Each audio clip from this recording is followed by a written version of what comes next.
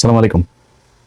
জুলাই আন্দোলনে অংশ নেওয়া, নেতৃত্ব দেওয়া কিংবা সমন্বয়ক ছিলেন এরকম ২-৩ জনের উপরে গেল এক সপ্তাহে হামলা হয়েছে। এর মধ্যে একজনের অবস্থা মাহাদি তো আছে, তাকে দৌড়ে সে থানায় গিয়ে ঢুকেছে। আরেকজন তাকে ধরে তারপর উলঙ্গ করে জয় বাংলা স্লোগান দিয়েছে। এই ঘটনাগুলো আমরা দেখেছি। এগুলো কার কেমন লাগে সেটা জানি না, মানে খুব খারাপ লাগে। এটা নিয়ে এক এক জায়গায় এক একভাবে হয়েছে। বিশেষ করে প্রায় প্রতিটি গণমাধ্যমেই বলা হয়েছে যে থানা জ্বালিয়ে দেওয়ার কথা বলা সেই সমন্বয়ক আশ্রয় নিলেন থানার ভেতরেই। থানা পুলিশের টাকা কি পুলিশের বাপ দেয়? থানা পুলিশের টাকা আমরা দেই। এখন থানা জ্বালিয়ে, কোন থানা জ্বালাইছিল, কোন পুলিশকে মারা হয়েছিল জুলাইতে? যে পুলিশ এদেশের সাধারণ মানুষের বুকে গুলি চালিয়েছে। পুলিশ মনে হচ্ছে যেন মানে ওদের জন্মই হয়েছে ঘুষ খাওয়ার জন্য। পুলিশের ভাইরা অনেক সৎ ভাই আছেন, মন খারাপ করেন না। আপনাদের জন্মই হয়েছে আপনাদের পোলাপানের খারাপ জিনিস খাওয়ানোর জন্য। আপনাদের পোলাপানের শরীরের মধ্যে দূষিত হারাম ঘুষের রক্ত, এটার জন্যই আপনাদের আল্লাহ জন্ম দিয়েছে এই দুনিয়ায়। আপনাদের ভালো হওয়ার কোনো ইচ্ছা নাই। এটা গত 2 বছরে সেনাবাহিনীকে নিয়ে অনেক কথা বললো, পুলিশকে নিয়ে কোনোদিন নেগেটিভ কথা বলিনি। বাট এই 2টা বছরে দেখলাম পুলিশের অবস্থা। সবার ধান্দা একটাই, টাকা কামাইতে হবে। সেই আগের একই ধাঁচে তারা চলতে চায়। তো আপনাদের এখানে যারা জুলাই আন্দোলনে দোসর হয়ে কাজ করেছে, হাসিনার খুব কাছাকাছি ছিল, যাদের বিরুদ্ধে হত্যা মামলা হয়েছে, একাধিক হত্যা মামলা, তাদের কারোর বিরুদ্ধে পুলিশ ব্যবস্থা নিচ্ছে না। সব ভালো মানুষ তারা। তো এগুলো আমরা দেখবো, অনেকগুলো নাম তো আছে আমাদের কাছে। সেগুলোর ব্যাপারে যদি চূড়ান্ত পুলিশ যদি ব্যবস্থা মানে কোনো পদক্ষেপ নেয় তাদেরকে বাঁচানোর জন্য, সেক্ষেত্রে তো আমাদেরও সেই পুলিশের ব্যাপারে সেরকম পদক্ষেপ নিতে হবে। তো এখন বলা হলো যে পুলিশের থানা পুড়িয়ে ফেলা, সে থানা তো বাংলাদেশে 1টা 2টা পোড়ায় নাই। খালি মাহাদির ওইখানেই থানা পোড়ায় নাই, সারা বাংলাদেশই থানা পোড়ানো হয়েছিল। তো সেটা কি অপরাধ ছিল? এই বিপ্লবটা কি তাহলে মিথ্যা ছিল? এখন এই মুহূর্তে এই জিনিসটাকে হাস্যকর একটা জিনিস বানিয়ে ফেলা হয়েছে। মানে জুলাই এদেরকে নিয়ে দেখেন আপনি সোশ্যাল মিডিয়াতেও, মানে আওয়ামী লীগের লোকজন তো আছেই, তারা ব্যাপক আকারে মজা নিচ্ছে এগুলো নিয়ে। প্রশ্ন হলো এই দায়টা কার? আমি আজকে থেকে 1 বছর আগে একটা কথা বলেছিলাম যে এই সমন্বয়করা রাস্তাঘাটে, এই যারা ছাত্র নেতা আছে রাস্তাঘাটে পেটুনি খাবে। আজকে শুরু হয়েছে কিনা? ছাত্রদের এতগুলো মানুষের রক্ত বিক্রি করে যারা নিজেদের পকেট গুছিয়েছে, এরা নাকি এদের কিছুই নাই। তোর বাইনারি অ্যাকাউন্টটা, তোর ক্রিপ্টো কয় টাকা আছে ওইটা আমাদের দেখাইস, তাহলে বুঝবো যে কার কয় টাকা আছে বা নাই। তো টাকা পয়সা তো সব ক্রিপ্টোতে ইনভেস্ট করা হয়েছে, যে কারণে বাংলাদেশে এখন এটা দেখা যাবে না। এখন এই সমন্বয়ক বা মানে সবচেয়ে উপরে যে নেতারা আছে, আমি খুব অবাক হয়ে দেখলাম এই গেল 2-3 দিনে যে ঘটনাগুলো, আরে ভাই এটা নিয়ে তো দেশের তুল কালাম বাঁধায় ফেলার কথা। বিশেষ করে এনসিপি, তাদের কোনো প্রতিক্রিয়া নাই। অ্যাজ ইফ যে এটা খুব স্বাভাবিক একটা ব্যাপার, তাদের কেউ না, তারা ভালো আছে, তারা কেউ কেউ এমপি হয়েছে, কেউ কেউ সামনে মন্ত্রী টন্ত্রী হইতে পারে, তো ওনারা খুব ভালো, ওনাদের আর অন্য কোনো সমস্যা নেই। যারা জীবন দিয়ে ওনাদেরকে এখানে বসাইলো, তাদের কোনো খোঁজ খবর নাই। এটা আজকে থেকে না, আমাদের সাথে আজকের এই এনসিপি বলেন, ডক্টর ইউনুস বলেন, ডক্টর ইউনুস আপনারা নিয়ে এখন এই যে দিনে 3টা 4টা করেও কোনো কোনো পত্রিকা নিউজ করে না, ন্যাংটা বানায় ফেলতেছে। এটা আমাদের দেখলেও খারাপ লাগে। আপনি আপনার বাপ চিনতে ভুলে গেছেন। আপনার আসল বাপ কারা, আপনারা আসলে আপনার পক্ষে কারা, এটা আপনি মূল্যায়ন করেন নাই, এটা আপনি বুঝেনও নাই, বুঝতে পারেনও নাই। যাদেরকে সুযোগ সুবিধা দিয়ে আব্বা ডেকে তারপরে আমরা যাদের বিরুদ্ধে কাজ করতে গিয়েছি, যেসব সাংবাদিকদের বিরুদ্ধে আমরা বাই নেমে পোস্ট করেছি, তাদের বিরুদ্ধে আপনার পদক্ষেপ নেন নাই, তাদেরকে বসিয়ে রেখেছেন। তারাই এখন আপনাকে ছবল দিচ্ছে। আপনার বাপ না তারা, সে বাপরা এখন আচরণ কি করে ওইটা বুঝতে পারবেন। আমরা কিন্তু এমন কিছু বলি না, আপনারা কিন্তু চুপ আপনার ব্যাপারে। এখন আমরা মজা নিচ্ছি। যারা আপনারা নিয়ে বলে না, তাদের কিনে সরা নেই। তখন আপনারা নাম দিয়েছিলেন মব সৃষ্টি করা হচ্ছে। সেই মব আজকে দেশে নাই। আপনাদের সকল যে মব সেটা নাই। এখন প্রতিদিন রেপ হয়, প্রতিদিন মানুষ খুন হয়, প্রতিদিন চাঁদাবাজি হয়, সবকিছুই হচ্ছে, কিন্তু মব কিন্তু দেশে নাই। এখন আজকে কারা করে? আজকে ইলিয়াস পিনাকি কনকি করে ওনাদের তো কোনো লোকজন তো এখন আর রাস্তায় নাই। এখন মবটা কারা করে? এখন এগুলো মারামারি, এই হত্যা, ধর্ষণ, লুটপাট, চাঁদাবাজি প্রতিদিন চলছে। এগুলো কারা করে? আমরা করি। এই ইউনুস, তার আশপাশের লোকজন, এমনকি এই ছাত্রদের ভেতরেও কেউ কেউ, তারা সুশীল সেজে গিয়েছিল, সাদা সাদা পাঞ্জাবি গায়ে দিয়ে বিশাল রাজনৈতিক নেতা হয়ে গেছে। পাশার চামড়া বাবা থাকবে না।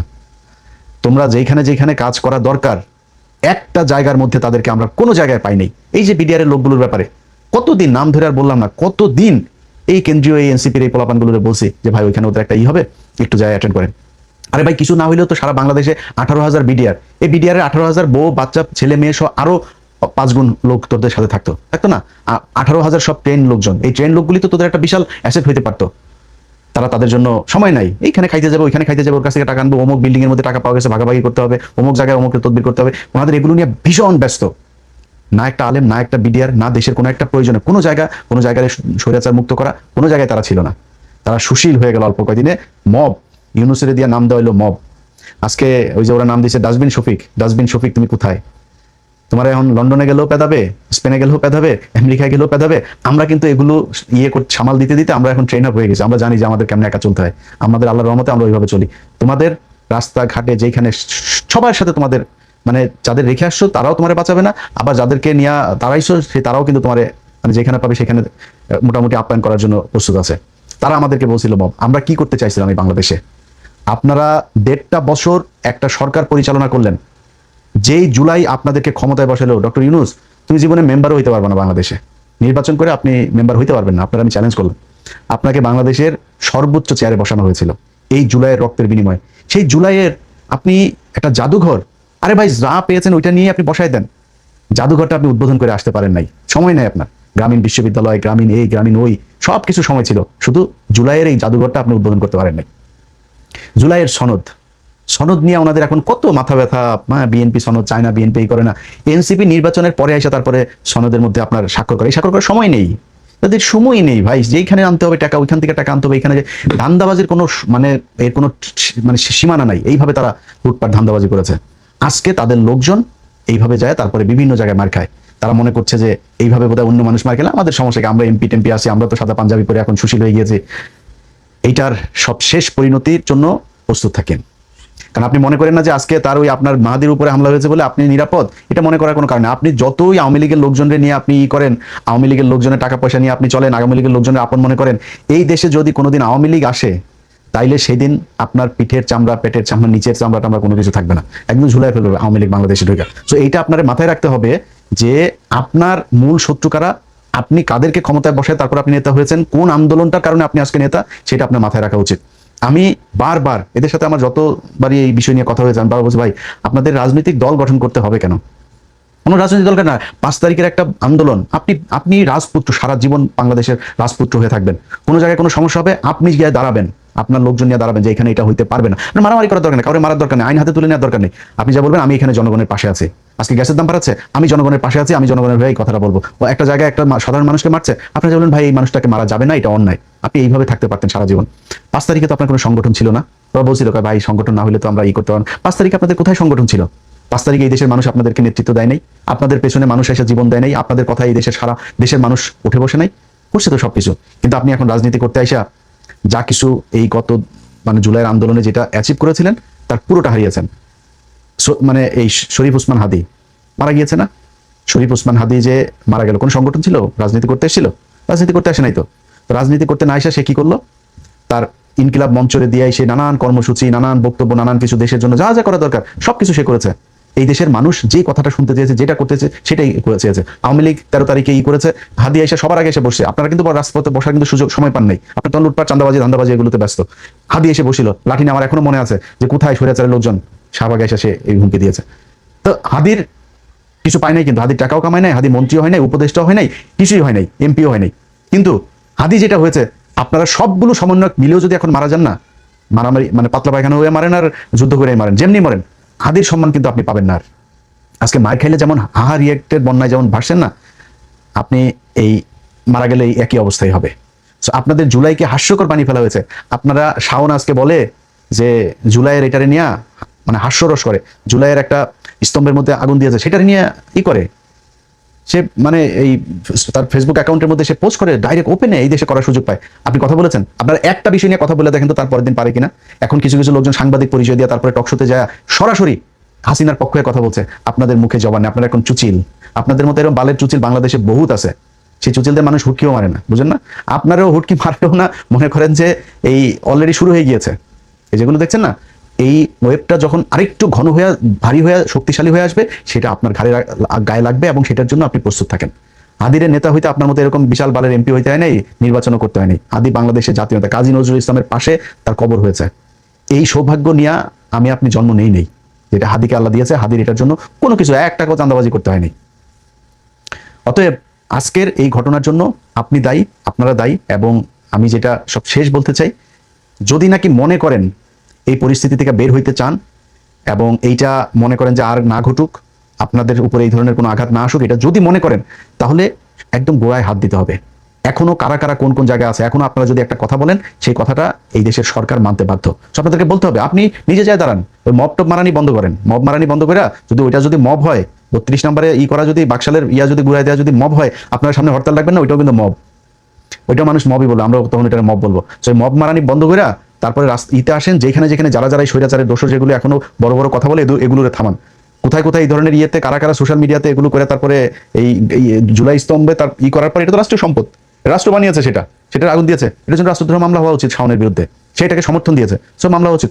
এই ব্যাপারে আপনাদের সরব হইতে হবে ভাই। আমার কথা আপনার খারাপ লাগতে পারে, আপনাদের কাছে আমি অনেক কৃতজ্ঞ যে শেখ হাসিনা দেশে নাই, এটাই বিশাল ব্যাপার। এই দেশে জুলাইতে যারা চাঁদাবাজি করেছেন তারাও, চাঁদাবাজি করেন নাই যারা, তারাও, সবার কাছে আমি ভীষণ কৃতজ্ঞ। আমি ইলিয়াস হোসেন আজকে যতটুকু রিল্যাক্স, যেইটুকু আল্লাহ ভালো রেখেছেন, এইটুকু এই জুলাইয়ে যারা জীবন দিয়েছে তাদের কারণে, আমার এখানে কোনো অবদান নেই। একদম তাদের কাছে আমি সারা জীবন যতদিন বেঁচে থাকবো কৃতজ্ঞ থাকবো।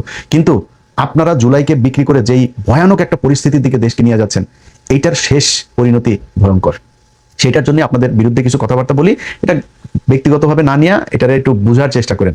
আপনারা এখনো যদি নাকি যারা এই যে কজনই এমপি আছেন, আপনারা যদি এনসিপির এই নেতাগুলিও মিলা যদি নাকি আজকে একটা কথা বলে, সরকার বলেন, পুলিশ বলেন, প্রশাসন বলেন, এটা শুনতে বাধ্য হবে, কিন্তু আপনারা বলেন না।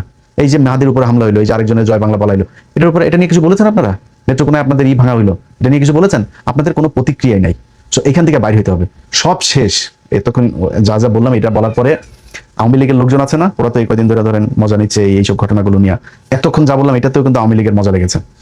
তো আওয়ামী লীগের লোকজনরে বলবো, বাংলাদেশ মনে কর তারেক রহমানের নেতৃত্বে, জামাত ইসলামের নেতৃত্বে বাংলাদেশ মনে কর ওই দক্ষিণ সুদানের মতো অবস্থা হয়ে যাবে।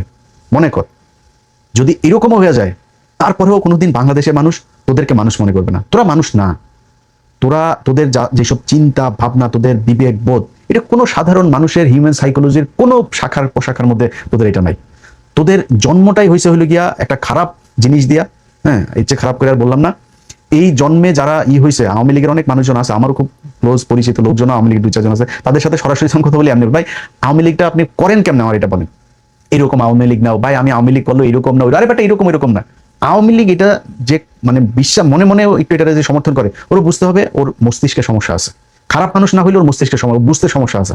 এই ছাড়া পৃথিবীর কোনো সুস্থ মানুষ কোনোদিন এরকম কোনো সংগঠন করতে পারে না, এটা তারা করে। তো তোদের জন্য, তোদের ভালো হওয়ার জন্য, তোদের বোঝার জন্য, তোরা আজকে মনে কর যে এই যে চোরাগুপ্তা হামলা চালায় একটা সমন্বয় একটা পিটাচ্ছিস, সামনে হয়তো আরো এরকম করবি।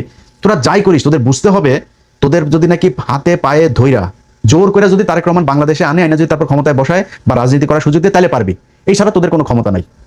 তোরা তোদের বাপেরে বিচির মধ্যে চাপে, খালি তোর বাপের না, তোর বাপের ছেলে, ছোট বাচ্চা, ওই সকলের বিচির মধ্যে চাইপা 15 আগস্ট যেটা করছে না, তোর আম্মারে বেলাউজ টেলাউজ যা আছে সবকিছু রাইখা ন্যাংটা করে তারপরে মানুষ 45 মিনিটে খাইতেও দেয় নাই, সেটা লাথি দিয়ে তারপর বার করে এসে ভারতে এমন যায় মোদির কাছে হাঙ্গা ছাড়া তারপরে আকাম কুকাম লাগাইতে দেখ বাচ্চা বুচ্চা হয় কিনা দেখ, যদি মেয়াদ থাকে তাহলে হয়েও যেতে পারে। তো আম্মা যায় ওইখানে এগুলি করতেছে, তোরা পাল ফেলাইতে পারছিস 2 বছর হয়েছে, কোনো পাল্টা ফেলাইতে পারছিস, কবে আসবি বল? তোরা দিন তারিখ দিয়ে অমুক দিন অমুক কিছু হইলে তারপর আসবি। তোদের বিএনপি যদি মানে জোর করে আইনা যদি ক্ষমতায় বসায় বা রাজনীতি করতে, তাইলে পারবি। এর বাইরে তোদের হাতে কোনো অপশন নাই। তোদের আব্বা যারা, তোদের আব্বা ছাগলের 3 নম্বর বাচ্চাগুলি তো সোশ্যাল মিডিয়াতে, যে আমি আজকে ভিডিওটা তো যাবো না, ওদের সোশ্যাল মিডিয়াতে ব্যাপক ভাই, সোশ্যাল মিডিয়ায় আমরা এটার জন্ম দিছি। এই সোশ্যাল মিডিয়ায় বাংলাদেশের রাজনৈতিক কথাবার্তা, রাজনীতি করেও যে মানুষকে যে মানে উজ্জীবিত করা যায়, এটা আমরা শিখাইছি। সো সোশ্যাল মিডিয়ায় কি হয় আমরা খুব ভালো করে জানি। একটা পোস্টের মধ্যে 500-1000 কমেন্ট হওয়া এভারেজ, মানে গুড এনাফ, এর চাইতে বেশি দরকার নাই। সো 500-1000 মানুষ, তোরা এখন ইন্ডিয়াতে যায় বসে আসিস, লন্ডনে আসিস, এখানে আসিস, বিভিন্ন দেশে দেশে আসিস না, তোদের তো সারাদিন এমন, বিশেষ করে ইন্ডিয়ার গুলি, সারাদিন ফেন্সি ডিলার বাংলা খাওয়া ছাড়া আর তো কোনো কাজ নাই তোদের। সারাটা দিন হা করে তাকায় থাকিস যে কখন একটা কিছু একটা খবর পাবো। হ্যাঁ, ডক্টর ইউনুস বলে পলাইছে, 2 দিন পরে ফ্রান্স থেকে ইউনুস আবার দেশে, তো এই না বললি আর আসবে না, চলে গিয়েছে নেই সে। ভাই এগুলো আমরা একসময় করছি, আমরাও একসময় এখানে বসে থাকতাম, কিছু একটা হবে, কিছু এনায়েত করিমের মতো লোক, যে বাটপার, সেই এনায়েত করিমও এই বাংলাদেশের এই যে শওকত ভাই, সাংবাদিক শওকত ভাই, গাজী রুহুল আমিন সাংবাদিক, তারপরে আরো অনেক পলিটিশিয়ানও আছে, অনেকের জীবন ধ্বংস করে দিয়েছে এই এনায়েত করিম। অনেকে আছে হয়তো মানে তাদের আসলে তাদের ভালোর জন্যই গিয়েছিল তাদের সাথে কথা বলতে। হ্যাঁ, এনায়েত করিম বুঝাইছে ভাই এই যে এরকম এরকম হবে, এটা হবে, সরকার পতন হয়ে যাবে।